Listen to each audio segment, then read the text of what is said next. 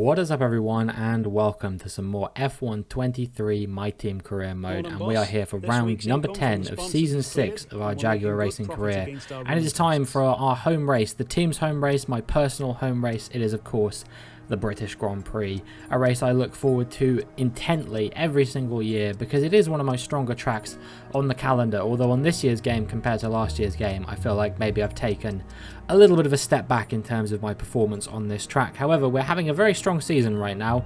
We're having a very win or bust season. We come off the back of a win at the Canadian Grand Prix. We've also had wins in Monaco, in Imola and in China.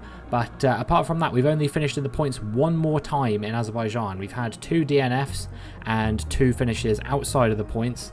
So yeah, it's a very up and down season so far. We currently find ourselves, as you will see, in 3rd place in the Drivers' Championship, 15 points behind our teammate Charles Leclerc. And if we can get a good result here, outperform him again, we should be able to close that gap to 10 or less potentially. So we will see whether that proves to be true or not as the race weekend unfolds. But we currently lead the Constructors' Championship, as I said, and things are going very well with that at the moment. Finally, I've got a driver on my team along my on my side who is, you know, doing very well, and he's won a race this season. He's a consistent podium feature, and even in the races where he's not on the podium, he's still scoring pretty decent points. So yeah, I'm very impressed with Charles Leclerc so far this season, and I'm hoping that he will be right there in the championship fight come the end of the season as well. But we're going to need another win from him at some point soon. We've yet to see him win a race since Australia. In fact, I am the only repeat winner this season so far. I've won 4 races. Nobody else has won more than 1. Leclerc's won 1. Both of the Red Bull drivers of Perez and Russell have won 1. Verstappen in the Ferrari has won 1, and Norris in the Mercedes won the Spanish Grand Prix as well. So yeah, quite a variety of drivers performing this season. But you would think, given that I've won 3 more races than the next nearest driver, I would be comfortably leading the championship by now.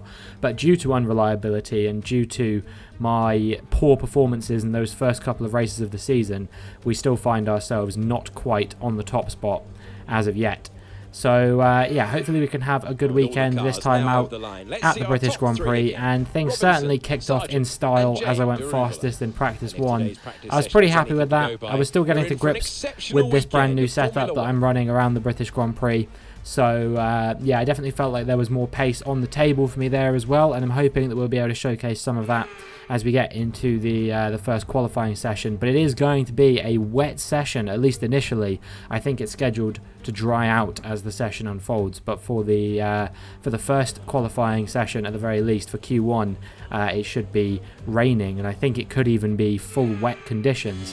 So you can see here I am on a set of full wets, and well, my lap here, I was on a dry setup because the race is scheduled to be dry. My lap here was incredibly scruffy on these wet weather tyres. It's a 1:39.1. It was actually the slowest lap of the session for those drivers who had set a time at this stage in the qualifying session.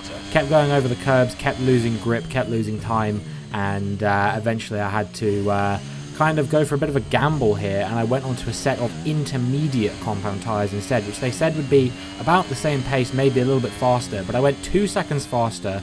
It was a 1:37.0, and that was good enough to put us P3 comfortably through to Q2, and escaping a bit of a you know, an embarrassment there if I had finished P22. We ended up going faster than Charles Leclerc, who got P4 in the end. It was Russell going fastest, and I wouldn't say any massive shocks knocked out here. Magnussen, a little bit surprising because he has had some good performances, but joining De Vries, Ocon, Doohan, Joe and Stroll in the drop zone, I don't think that is overwhelmingly surprising from Kevin Magnussen. And we will see what we can do now as we make our way through into Q2. 6 more drivers to be eliminated here. Let's hope we won't be one of them. The track is still drying out. It's now time for intermediate tyres, so we'll see what kind of times we can set on the green striped intermediate tyres as we cross the line to do a 1:36.3. It's our fastest lap of the weekend so far, but it's still only good enough for P9, so almost certainly we're going to have to improve on that time in the final lap of the session. Still intermediate conditions, but the track undoubtedly drying out. We're going 2.5 seconds faster here, and that's about as much improvement as we need to beat Alex Albon. Disappointingly, Charles Leclerc will be out of the session here in P14 if I beat him, which it's looking like I probably will, barring any major mistakes through these last few corners.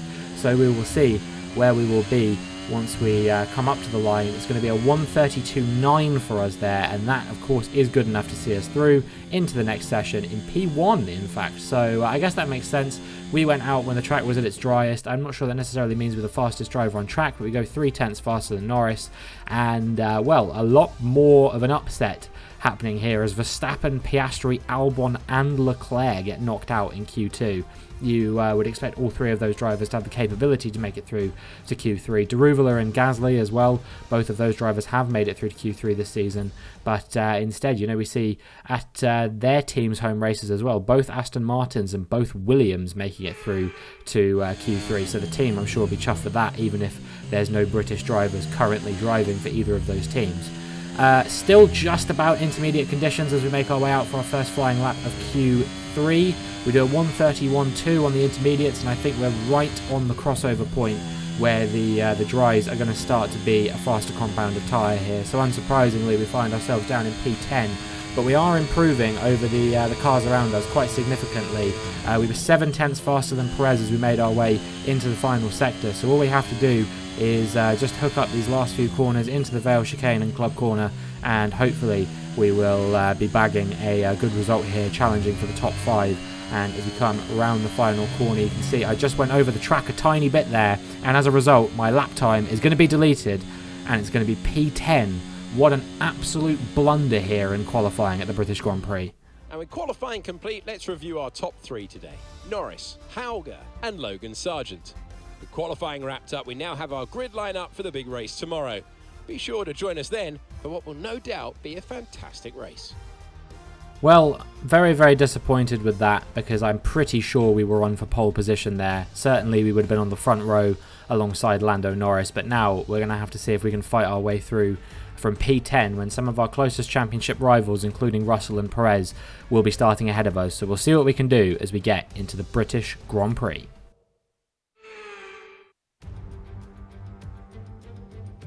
Britain is one of only 2 countries to have held a Grand Prix in every year of the Formula One World Championship. Long may it continue. It is a circuit of speed, history and drama. It's Silverstone, it's the British Grand Prix.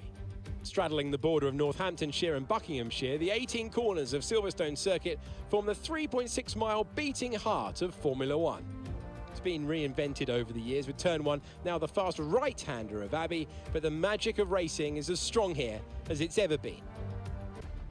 Before we begin, let's take a quick look at the grid lineup for today's race.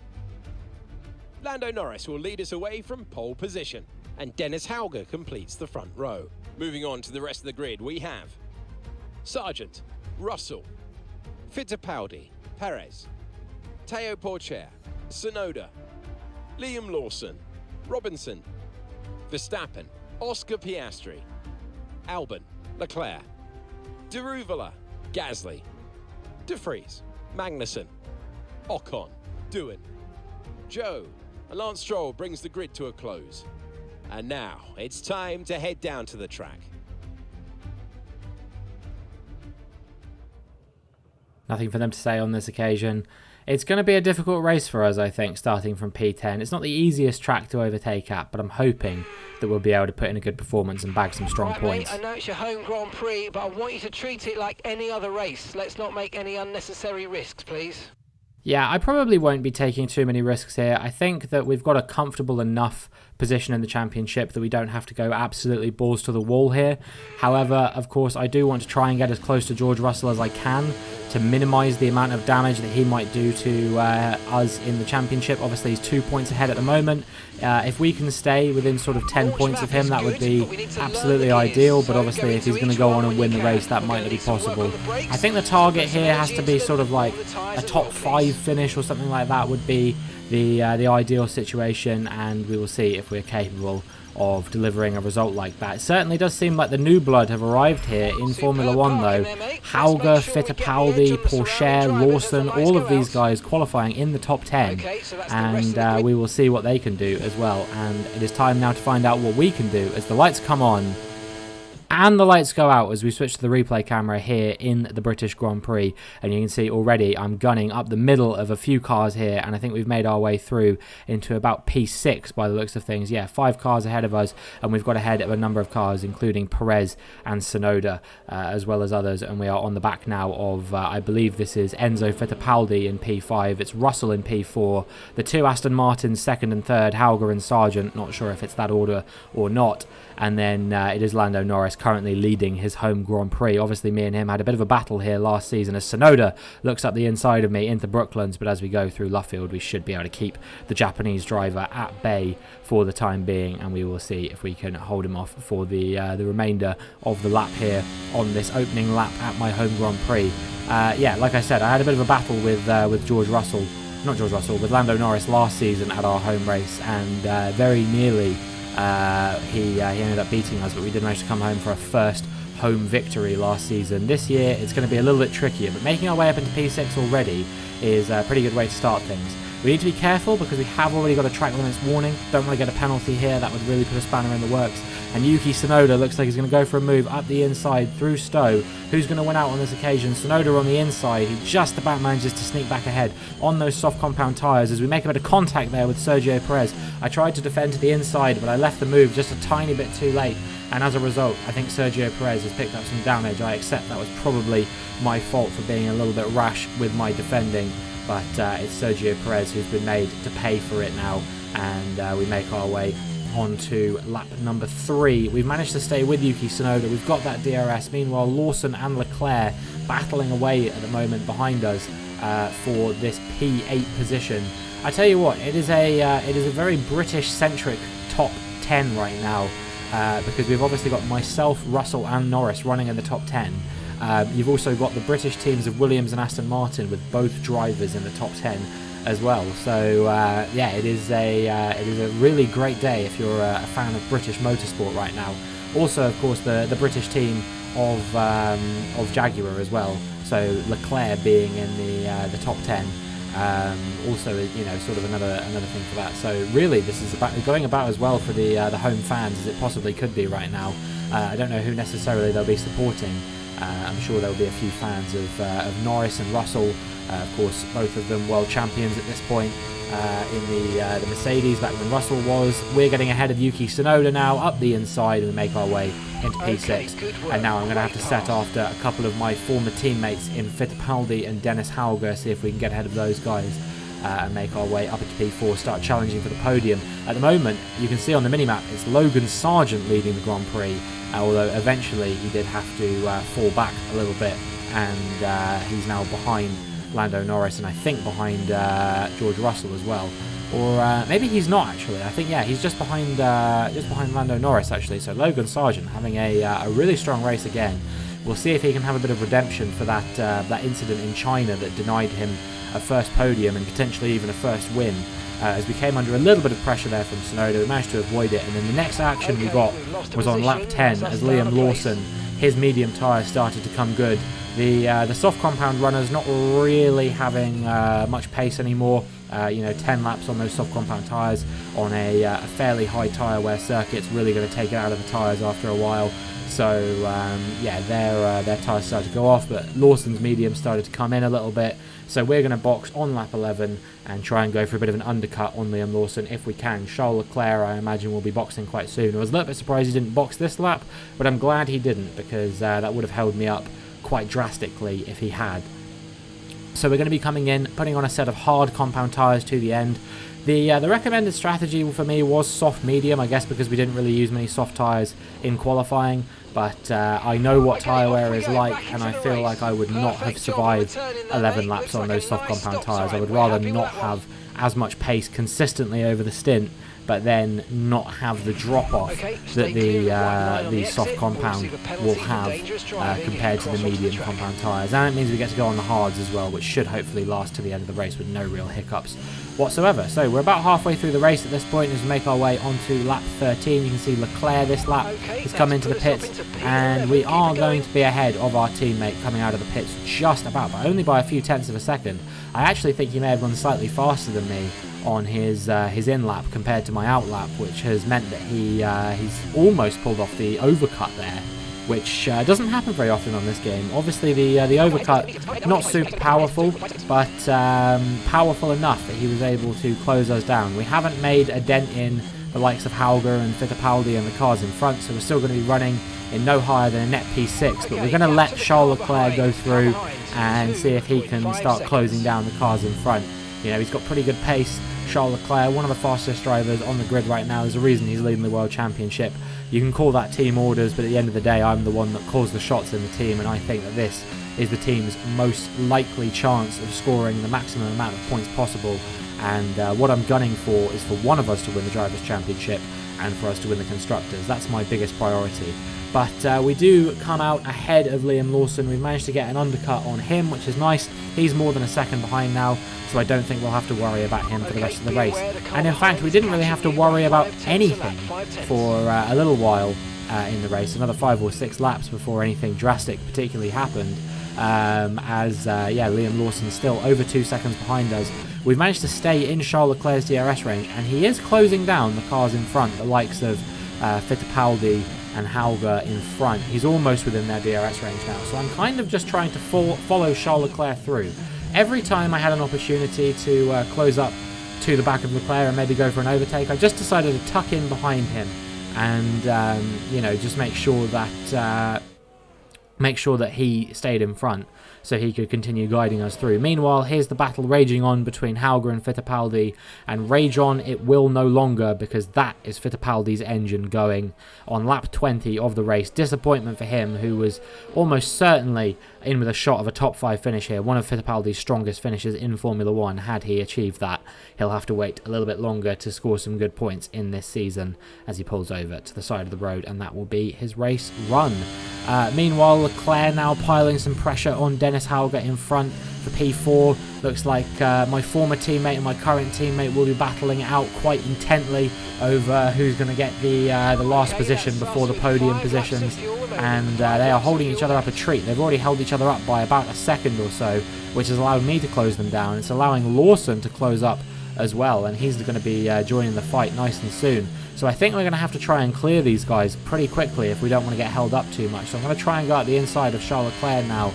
We make a bit of contact there and very nearly make a second piece of contact as well, but fortunately he leaves us just enough room to get ahead of him with the DRS. We're going to go around the outside of our former teammate at Brooklands as well, and we make our way up into P4, and we are just one position away from the podium spots now, but Sargent is 5 seconds ahead of us, so I think it's almost guaranteed to be a Sargent podium now. And we make our way onto the final lap of the race. We're coming under quite a lot of pressure here from Dennis Hauger and Liam Lawson. Meanwhile, Charles Leclerc has fallen down to 7th, so this has not really worked out at all in terms of what I was hoping for, which is that we would get sort of like a P4, P5 finish for the team. Unless Leclerc can make up 2 positions in 1 lap, I think that it's not quite going to be the outcome that I wanted. I kind of muscled him out of the way, but I don't see how he could have fallen behind Lawson as a result of what I was doing. If that was the case, then I can only apologise to him, but I don't really see how it could have been. So only a few more corners now that we've got to hold off Dennis Hauger for, and hopefully we should be able to keep our former teammate at bay without too many issues here. However, we are going to be coming into one of the tightest, more technical sections of the track. We turn in too early to Copse, and that has given us an awful run through there. We've had to compromise our speed quite a lot. Coming under pressure from Hauger, who does make his way through as we get into Maggots and Beckett's. But what that is going to mean is that he is going to have sacrificed the DRS for track position here, and now we have a real opportunity to hopefully hold on to this P4 position. Just 3 tenths behind Hauger. The gap is closing and closing and closing. He defends to the inside, but we go further to the inside, and now we're going to try and squeeze him out on the way through Stowe. But he's staying right with us. We're wheel to wheel on the way down to the Vale chicane. We brake nice and late to make sure we have the outside line. A tiny bit of contact there between myself and Hauger, I think, as I squeeze him to the inside of the apex. Very close, but we are going to cross the line to take P4, and we just about finish ahead of Dennis Hauger there. It was a very, very tight finish, very intense battle, but we've made our way through from P10 on the grid. I'm happy with that performance. Charles Leclerc gets driver of the day for going from P14 to P7. It was a decent result for him, and it's a P4 finish for us. Here we are then, a fantastic British Grand Prix, and what a performance it was from our race winners today. Anthony Davidson, a resounding victory today. What set them apart from the rest? I think a large part of the result comes down to temperament. they were able to keep their heads when everyone around them was losing theirs, and that's allowed them to get the best out of the car, to maximise the strategy and to stay out of trouble.